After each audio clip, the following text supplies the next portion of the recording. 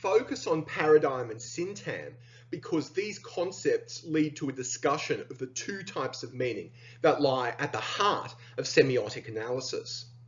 The first type of meaning is denotation.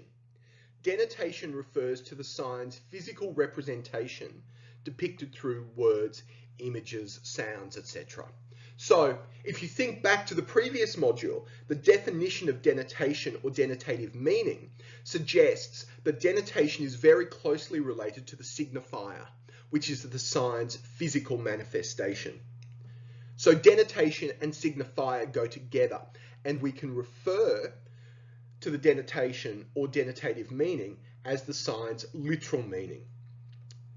The second type of meaning we focus on in semiotic theory is the idea of connotation or connotative meaning. Once again, referring back to the previous module, connotation is related to the signified. Connotation refers to the image or idea that a sign invokes, in addition to its literal meaning. So we have denotative or literal meaning, and then underneath that, we have the connotative meaning or implied meaning. The key to understanding a text's implied meaning is based on our experiences and expectations. It's also based on paying very close attention to the paradigmatic and syntagmatic choices. The way signs are arranged within a text is very important to understanding the connotative meaning. Also, because the idea of connotation is based on our experiences and expectation, texts produce different reactions in different people. Remember, media text analysis is not being about producing the correct interpretation. There are a range of possible meanings, and your work as a semiotician, as someone who analyzes texts, is not necessarily to say that's the right meaning. Texts are polysemic. They are capable of producing many meanings. However, that does not mean they are capable of producing any meaning. Rather, we want you to be able to identify the range of your possible interpretations based on the way signs are arranged within media texts to uncover potential qualitative meanings. Let's have a look at an example of connotation in action. Here we have a photo of some people standing in front of a sign. That is the denotative meaning. We might know that by looking at them, they are federal Liberal Party politicians, and this photo was taken during the 2016 federal election campaign, not the most recent one. This would be a reasonable kind of denotative meaning.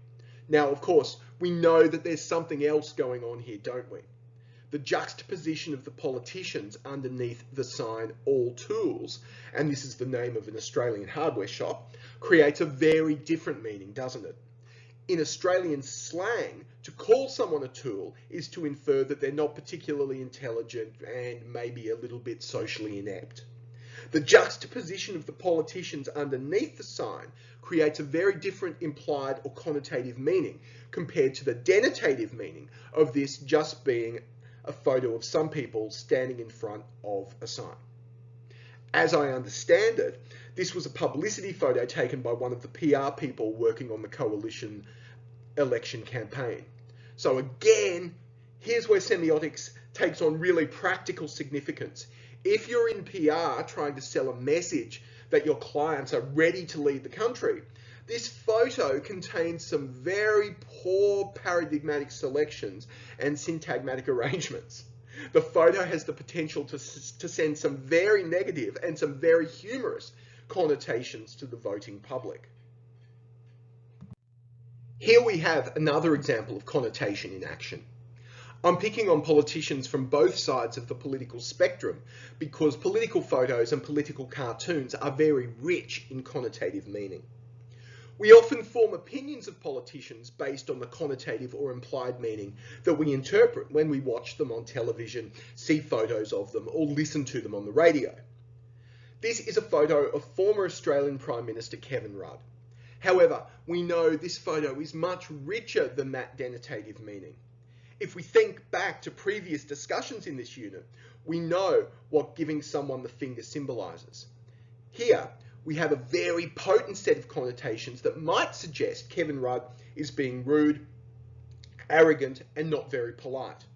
He certainly looks like he might be giving someone the finger. So that would set up a whole series of connotations that suggests Kevin Rudd is not a particularly nice person. However, there's a bit of ambiguity here.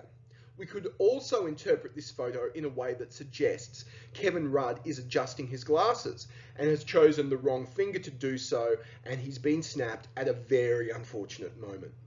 There's a range of possible interpretations here, and certainly the suggestion that Kevin Rudd is giving someone the finger is one of them.